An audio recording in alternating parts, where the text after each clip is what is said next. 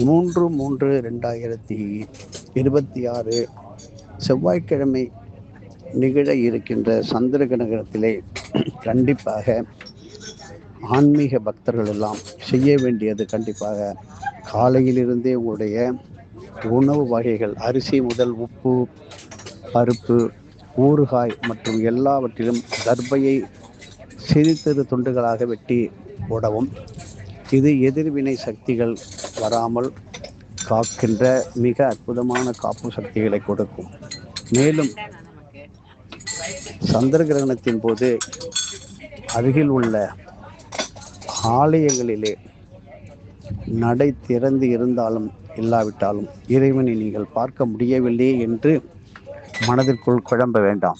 எந்த கோயிலும் அருகில் உள்ள வெளியில் உள்ள பிரகாரத்திலே கோஷ்ட மூர்த்திகளை நீங்கள் நினைத்து அங்கேயே இருந்து சிவநாமம், சிவபுராணம், வேத பாராயணங்கள், தமிழ் மாமறைகள், திருப்புகழ், உங்களுக்கு தெரிந்த ஸ்லோகங்களை சொல்லிக்கொண்டு சந்திர கிரகண நேரத்தை நீங்கள் கழிக்கும்போது இந்த ராசிக்கு என்று பரிகாரங்கள் சொல்லப்பட்டாலும் அந்த ராசியில் பிறந்த எத்தனையோ பேர்களுடைய நபர்களுடைய நட்பு, உறவு இவைகளெல்லாம் உங்கள் வீட்டிலே, உங்கள் தெருவிலே, உங்கள் அடுக்குமாடி குடியிருப்பிலே பல பேர் சேர்ந்து இருப்பார்கள். ஆனாலும் அவர்களுடன் நீங்கள் பழகும்போது அந்த சந்திர கிரகணத்தினால் ஏற்பட்ட சில பாதிப்புகள் உங்களையும் வந்து அடையலாம். நாம் இந்த ராசியில் பிறக்கவில்லை, நமக்கு இது பரிகாரம் இல்லை என்றெல்லாம் ஏதோ குறைவாக எடை போடக்கூடாது. மேலும் அன்றைய சந்திர கிரகணத்தின் போது நீங்கள் செய்கின்ற பூஜைகள், சிவபுராணங்கள், வேதமுறைகள், புருஷ சுக்தம், ஸ்ரீசுக்தம், பூசுக்தம், இப்படி சுக்தாதிகளை சொல்லும் பொழுது நீங்கள் சொல்லுகின்ற ஒரே ஒரு நாமாவளி ஓம் என்று ஒரு தடவை சொன்னால் 1,00,000 முறை சொல்லிய பலன்களை தரும். மேலும் சக்தி உபாசகர், நீங்கள் உபாசனை செய்கின்ற மந்திர ஜெபங்கள் செய்கின்ற தேவதைகளை கோவிலுக்குள் அமர்ந்து அதை ஜெபிக்க மந்திரம் ஏறுகின்ற நாள்.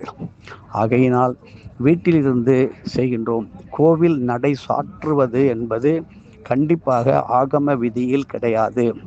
எந்த இறைவனுக்கும் தீட்டு கிடையாது என்பதை தெரிந்து கொள்ளுங்கள். மனிதனுக்குத்தான் தீட்டு. ஆனால் கோவிலினுடைய கருவறையில் இருக்கின்ற இறைவனுக்கும் கருவறையிலே பூஜை செய்கின்ற அந்த பூசாரிகள், அர்ச்சகர்களுக்கெல்லாம் அது கிடையாது. இதை தவறாக புரிந்து கொண்டு கோவில் நடையை சாத்துவது, அந்த ஊரில் இருப்பவர்கள் பெரிய மனிதர்கள் முதல் எத்தனையோ பேர் ஆண்டியாக போனதற்கு காரணம் கோவிலை கிரகண நேரத்தில் சாற்றியது. திருவாரூர் கோயிலில் பாருங்கள், ஒரு 30,000-40,000 பேர் வராங்க. சிதம்பரத்தில் வராங்க, திருவண்ணாமலையில் வராங்க.